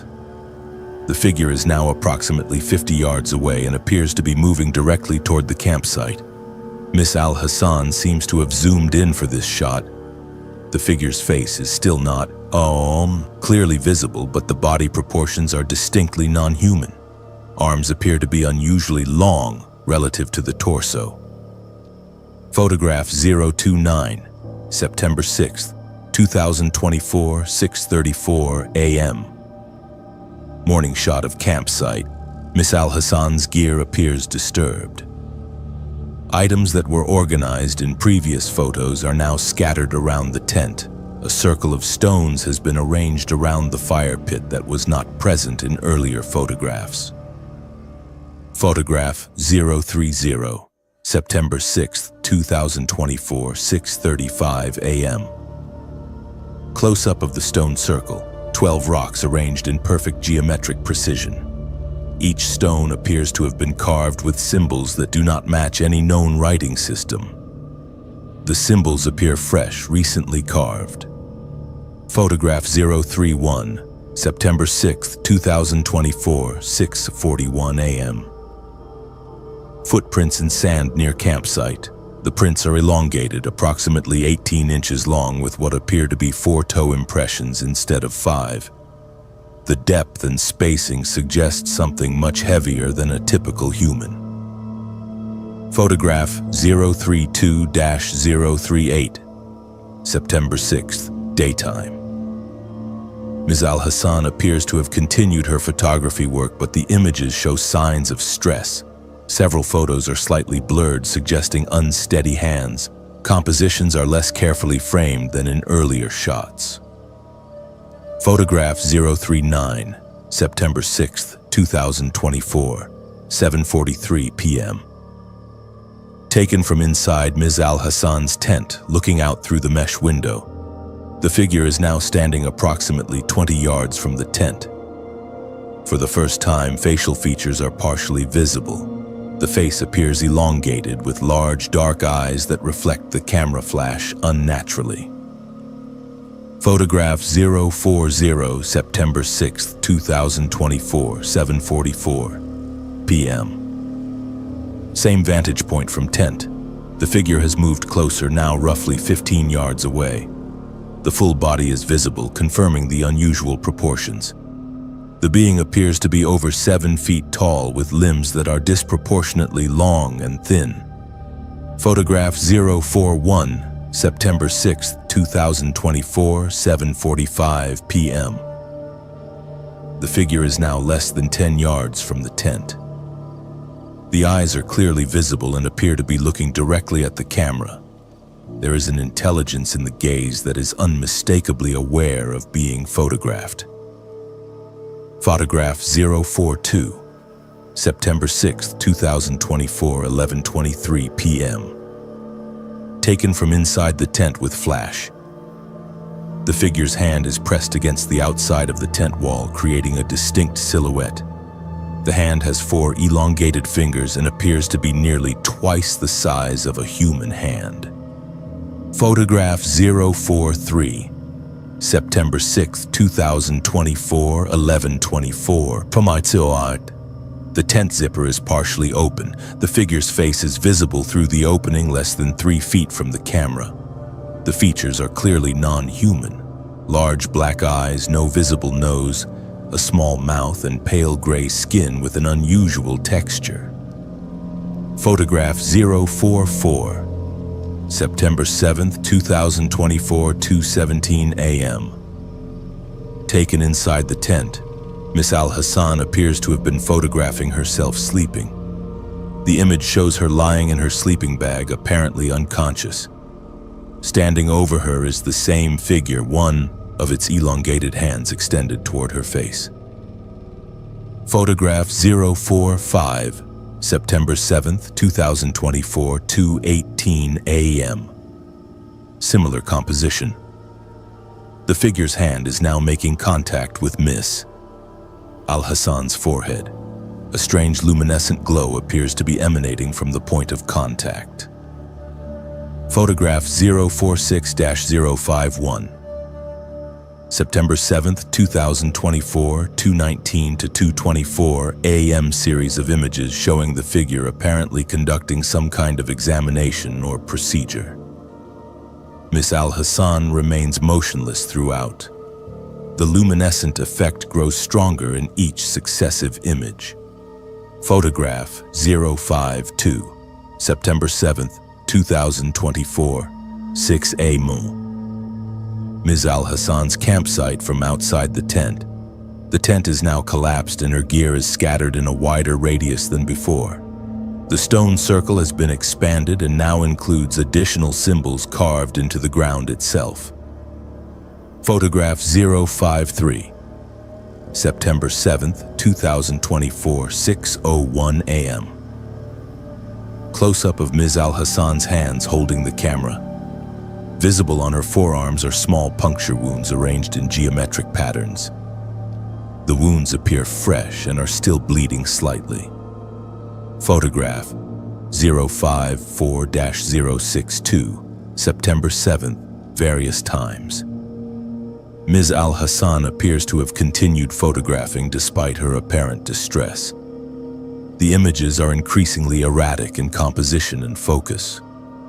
Several show her own shadow, suggesting rapid, uncontrolled movements. Photograph 063, September 7th, 2024, 8:47 p.m. The figure is now standing directly next to Ms. Al-Hassan's campsite during daylight hours, no longer hiding or maintaining distance. It appears to be examining her equipment with clear interest and intelligence. Photograph 064, September 7th, 2024, 8:48 p.m. The figure is holding one of Ms. Al-Hassan's lenses, studying it carefully. The being's hands are visible in detail, confirming the four-fingered structure and unusual length.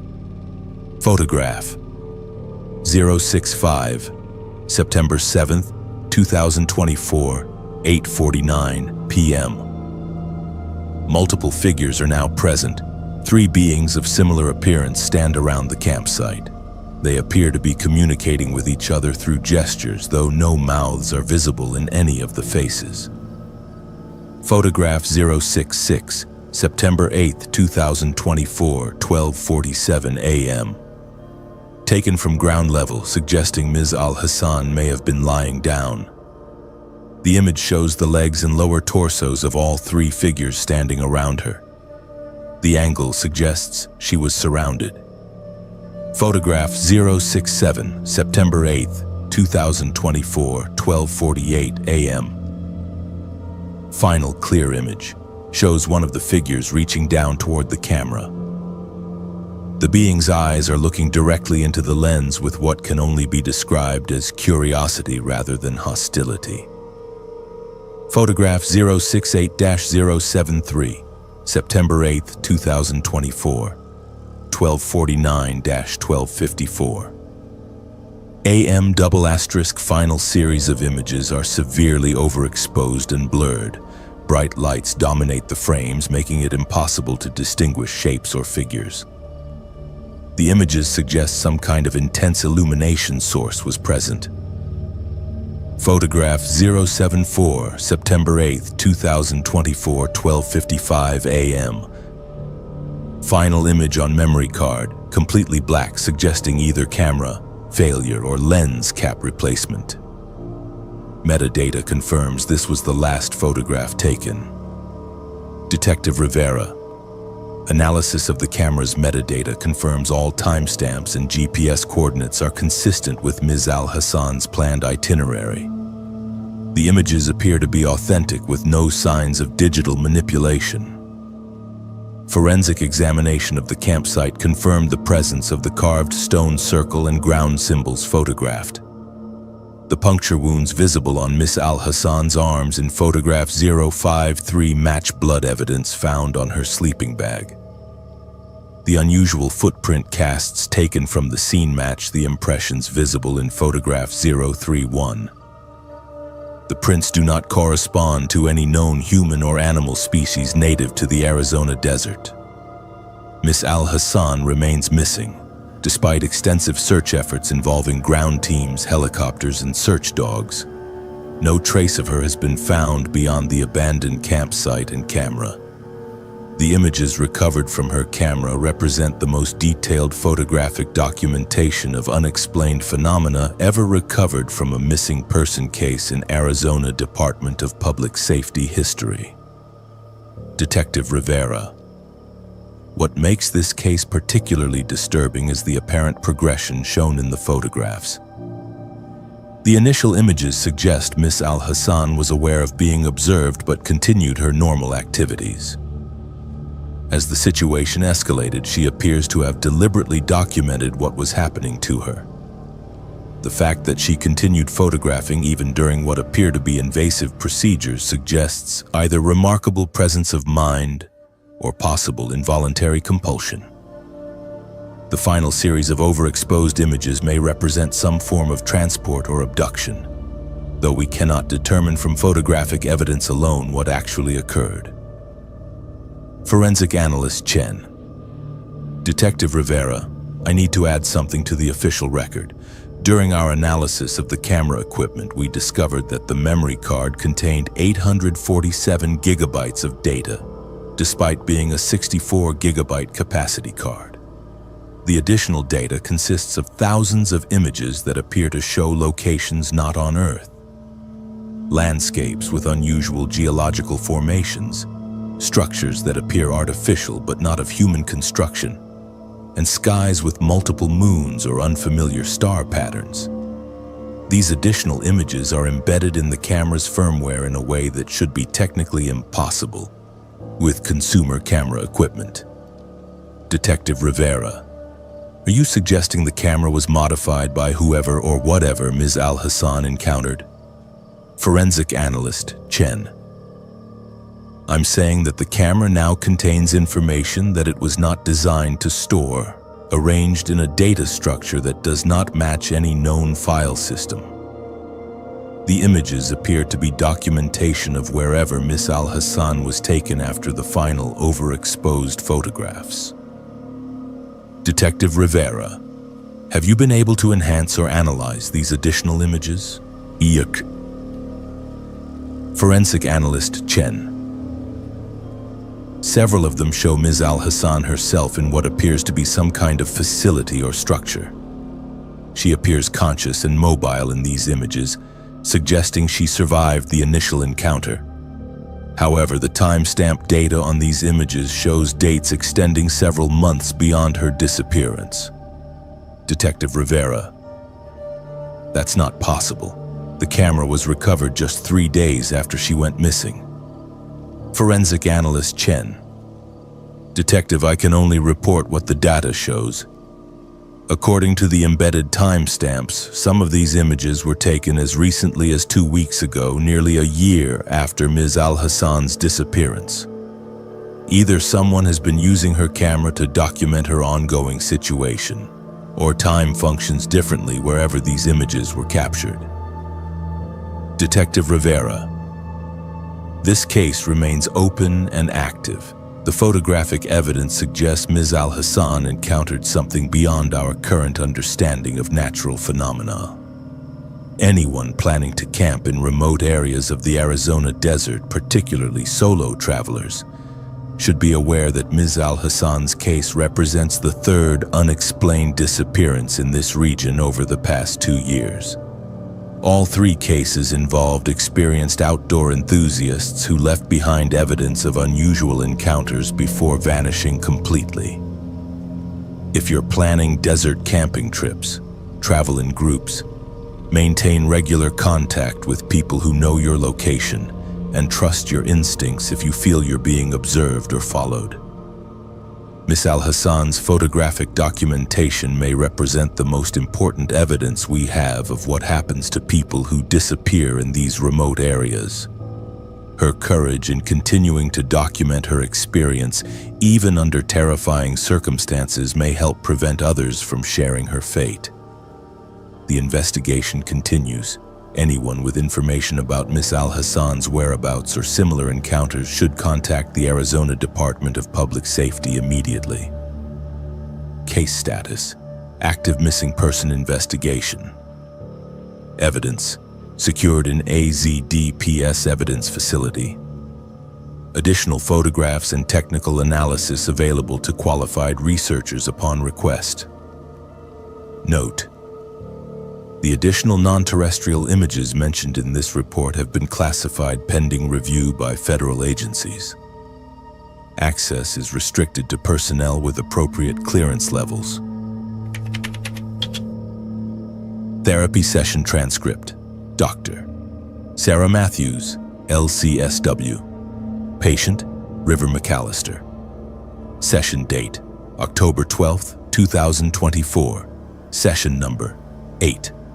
Dr. Matthews. River, I know it has been difficult for you to talk about what happened during your family camping trip. You have made significant progress over the past few weeks, and I think you are ready to share the complete account. Remember, this is a safe space, and we can stop at any time if you become too distressed. River McAllister. Thank you, Dr. Matthews. I need to get this out.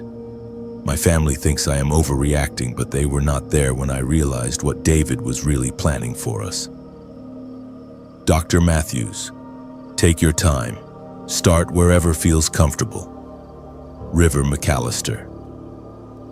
We went to the Cascade Mountains in Oregon for what was supposed to be a 4-day family camping trip. My spouse Alex, our 2 kids Emma and Jake, ages 12 and 10. We had been planning this trip for months as a way to reconnect after a really stressful year. We arrived at the Olali Lake area on a Friday afternoon in late August. Beautiful location, crystal clear water surrounded by dense forest. The campground was nearly empty, which we thought was perfect for some family bonding time. Dr. Matthews. When did you first encounter David? River McAllister. Almost immediately after we arrived. We were still unloading the car when this man approached our campsite. Middle-aged, maybe late 40s, rugged-looking but friendly. He introduced himself as David and said he had been camping there for about a week. At first, I was grateful for the help. David offered to show us the best spots to set up our tents, where to find the cleanest water, which trails were safest for the kids. He seemed genuinely knowledgeable about the area and very eager to help. Dr. Matthews. What was your initial impression of David? River McAllister. Honestly, he seemed like a godsend. Solo camping with 2 kids can be challenging, and Alex had never been comfortable with outdoor activities. David offered to help us set up our campsite properly, showed us how to hang our food to keep it away from bears, even gave us some extra firewood he had collected. The kids liked him immediately. He told them stories about the local wildlife, taught Jake how to skip stones across the lake, showed Emma how to identify different types of trees. He was patient, knowledgeable, and seemed to genuinely enjoy spending time with our family. Dr. Matthews. When did you start to feel uncomfortable about David's presence? River McAllister. It was subtle at first. On Saturday morning, David appeared at our campsite around 7 with coffee already made and breakfast prepared. He said he always made too much food and offered to share. Again, it seemed thoughtful and generous. But then I noticed he knew things about our family that we had never told him. He mentioned that Emma was nervous about starting middle school, which was true, but we had never discussed that with him. He asked Jake if he was still having trouble with his math homework, which was accurate but not something we had shared. Dr. Matthews. How did David respond when you questioned him about this knowledge? River McAllister. He laughed it off, said he was good at reading people and making educated guesses based on the kids' ages and behavior. It seemed plausible enough, and Alex thought I was being paranoid about a helpful stranger. Saturday afternoon, David offered to take the kids on a nature hike while Alex and I relaxed at the campsite. The kids were excited to go, and it gave us some much-needed alone time. David said he knew a trail that led to a beautiful waterfall about 2 miles away. Dr. Matthews. Did anything concerning happen during that hike? River McAllister. When they returned 3 hours later, the kids were unusually quiet. When I asked them about the waterfall, they looked confused. Emma said they had never seen any waterfall, that David had taken them to an old cabin in the woods where he showed them his collection. I asked what kind of collection, and Jake said it was camping gear, lots of tents and backpacks and clothes that David said belonged to other families who had visited the area. The kids thought it was cool that David kept souvenirs from all his camping friends. Dr. Matthews. How did you respond to this information? River McAllister. I was immediately alarmed, but I tried not to show it in front of the kids. I asked them to describe the cabin, and their descriptions were very detailed. Emma said there were photographs on the walls of different families camping, including some that looked very old. Jake mentioned that David had asked them lots of questions about our family, our routines at home, where we lived, where the kids went to school. He had written down their answers in a notebook. That evening I told Alex about my concerns, but Alex thought I was overreacting. David had been nothing but helpful and kind, and the kids clearly enjoyed his company. Alex suggested that maybe David was just a lonely person who enjoyed meeting camping families. Dr. Matthews. What happened on Sunday that changed the situation? River McAllister. Sunday morning, David appeared at our campsite before we were even awake. He was carrying a large duffel bag and seemed more agitated than usual. He said there was a storm coming and that we needed to move to a more sheltered location immediately. I checked the weather on my phone, and there was no storm predicted. But David insisted that weather reports were unreliable in the mountains, and that he knew the area well enough to predict dangerous conditions. Dr. Matthews. How did your family respond to David's urgency? River McAllister. Alex was willing to trust David's local knowledge and started packing our gear. The kids were excited about the adventure of moving to a new campsite. I was the only one who felt something was wrong. David led us deeper into the forest, away from the established campground and hiking trails. He said his special campsite was completely protected from wind and rain, with a natural shelter and fresh water source. After hiking for about an hour, we reached a clearing that was surrounded on 3 sides by steep rock walls. There was only one narrow path leading in or out, and David positioned himself near that exit while we set up our tents. Dr. Matthews. At what point did you realize you were in danger? River McAllister. When I noticed that David's duffel bag contained items that clearly belonged to other people. I saw children's clothing in different sizes, adult hiking boots, personal items like jewelry and watches. When I asked David about these items, he said they were things other camping families had left behind. But Dr. Matthews, some of these items looked like they had been carefully preserved, not abandoned. There was a child's stuffed animal that was clean and well maintained, a wedding ring that was polished and obviously cared for, family photographs that had been laminated to protect them from weather. Dr. Matthews. What did you do with this realization? River McAllister. I quietly told Alex that we needed to leave immediately, that David was not who he appeared to be. But Alex thought I was having some kind of anxiety attack and refused to pack up and hike back in the growing darkness. David seemed to sense my suspicion and became more controlling. He suggested that we should all stay close together for safety, that the kids should not wander off, that we should keep our voices down to avoid attracting dangerous wildlife. Dr. Matthews. How did you manage to escape the situation? River McAllister. Around midnight, I heard David moving around outside our tent. I looked through the mesh window and saw him examining our car keys, which he had somehow taken from Alex's backpack. He was also looking through our identification cards and credit cards. I realized that David was not planning to let us leave in the morning. Whatever had happened to the other families whose belongings he possessed, he was planning the same thing for us. I woke Alex and the kids as quietly as possible and told them we were leaving immediately, no questions asked. For once, Alex did not argue with me, maybe because they could hear the absolute terror in my voice.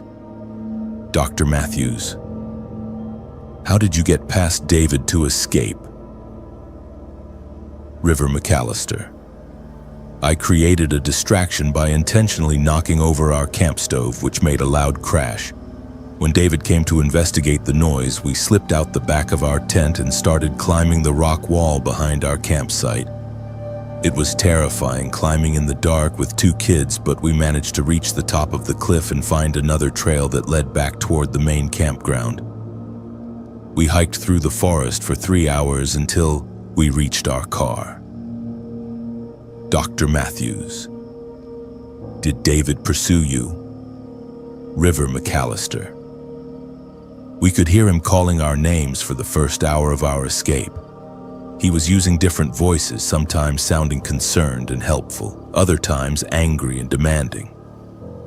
At one point, he was calling for the kids specifically, saying he had found something they would want to see. The most disturbing part was that his voice seemed to be coming from different directions, like he was somehow able to move through the forest much faster than should have been possible. Dr. Matthews, what happened when you reached safety? River McAllister, we drove directly to the nearest ranger station and reported the incident. The rangers took our statement and promised to investigate, but when they returned to the location we described, they found no trace of David or the cabin the kids had visited.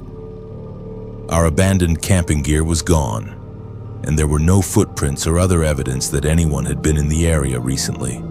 It was like David had simply vanished, taking all evidence of his presence with him. Dr. Matthews, how has this experience affected your family? River McAllister, the kids have nightmares about David finding us at home. Alex has become much more cautious about trusting strangers, which I guess is a positive change. But I am consumed with guilt about putting my family in danger and terrified that David might still be out there targeting other families. I researched missing persons cases in Oregon and found several families who disappeared while camping in remote areas over the past 5 years. The descriptions of their last known locations match the type of isolated spots David seemed to prefer. Dr. Matthews, River, what you experienced was a genuine threat to your family's safety. Your intuition and quick thinking likely saved your lives. The fact that the authorities could not find evidence of David's presence does not mean your experience was not real.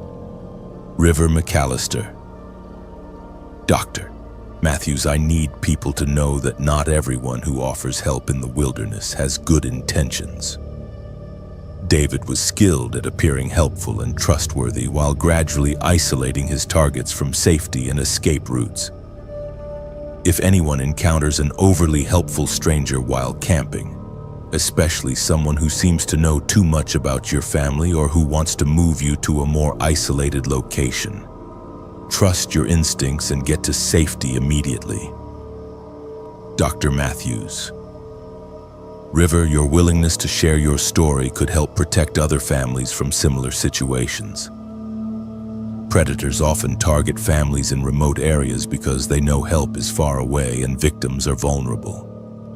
River McAllister, I just hope that somewhere out there other families are safe and that David never gets the chance to complete whatever he was planning for us. The wilderness can be a beautiful place for family bonding, but it can also hide people who use its isolation for terrible purposes. Always trust your instincts and never let politeness prevent you from protecting your family. Session notes. Patient shows significant improvement in processing trauma. Recommend continued therapy to address lingering anxiety and guilt. Case details forwarded to appropriate authorities for ongoing investigation. Patient has granted permission for anonymous use of session content for educational purposes regarding wilderness safety and predator awareness.